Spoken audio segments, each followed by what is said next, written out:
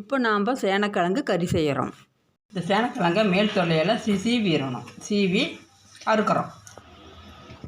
சேனக்கிழங்கை தோல் சீவிட்டு இந்த மாதிரி அறுக்கணும். அறுத்து கழுவணும். சுத்தமாக கழுவிட்டு மறுபடியும் ஒருக்கா அறுத்து மறுபடியும் கழுவணும். மண் நிறையா இருக்கும். நம்மளுக்கு எந்த சைஸ் வேணுமோ அந்த சைஸ் அறுக்கலாம்.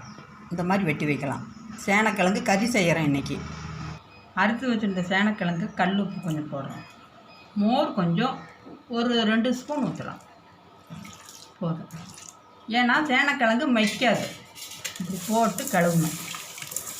மோர் உப்பும் போட்டு இப்படி கழுவணும். இந்த மாதிரி கழுவுற போது சேனக்கிழங்குல இருக்கிற பாலெல்லாம் வெளியில் வந்துடும். பால் எவ்வளோ கலராக இருக்கும், நல்லா டேஸ்ட்டாக இருக்கும்.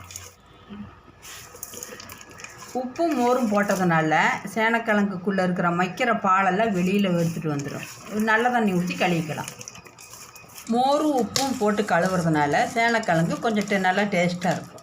இப்போ சேனக்கிழங்கு நல்லா கழுவிட்டோம். கழுவுனது கொஞ்சம் அளவாக தண்ணி ஊற்றி மஞ்சத்தூள் 1 ஸ்பூன் போட்டு உப்பு போட்டு ஒரு கொதி விட்டு ஒரே கொதி விட்டு எடுத்து ஊற்றிடணும்.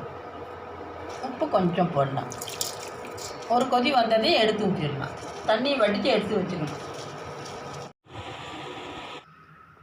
சேனக்கிழங்க அறுத்த கிழங்கு கழுவி மஞ்சத்தூள் 1 ஸ்பூன் உப்பு கொஞ்சோண்டு போட்டு ஒரு கொதி விட்டுறணும். சுடுதண்ணியில் போட்டு ஒரு கொதி விட்டு இந்த மாதிரி வடித்து வச்சுக்கிறோம். சேனக்கிழங்கு கறிக்கு இப்படி தான் செய்யணும். அதுக்கு உண்டான மசாலா தான் கறி மசால் கொஞ்சம், தேங்காய் கொஞ்சம், பெரிய வெங்காயம் கொஞ்சம், பூண்டு, இஞ்சி, ஒரு தக்காளி, தாளிக்கிறதுக்கு கொஞ்சம் வெங்காயம், இதே போதும். இப்போ நாம் இதையெல்லாம் பச்சையாகவே அரைக்கணும். வணக்கக்கூடாது. சேனக்கிழங்கு கறிக்கு கறி மசால், தேங்காய், பூண்டு, இஞ்சி, பெரிய வெங்காயம் எல்லாமே இந்த மாதிரி அரைச்சி வச்சுக்கிறோம்.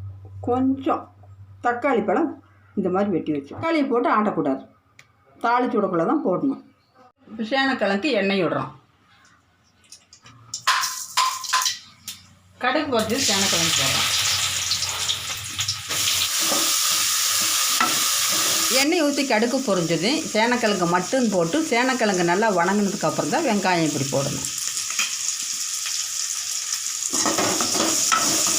வெங்காயம் போட்டு இந்த மாதிரி கிளறி விடணும். தக்காளி போடணும். உப்பு கொஞ்சம் போடணும்.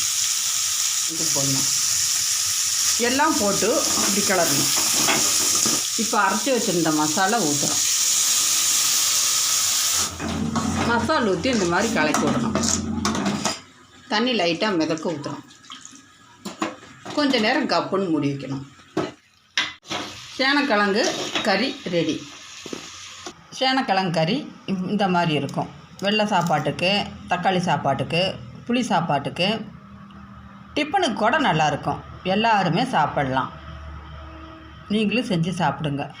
தெரிஞ்சவங்ககிட்டையும் சொல்லுங்கள்.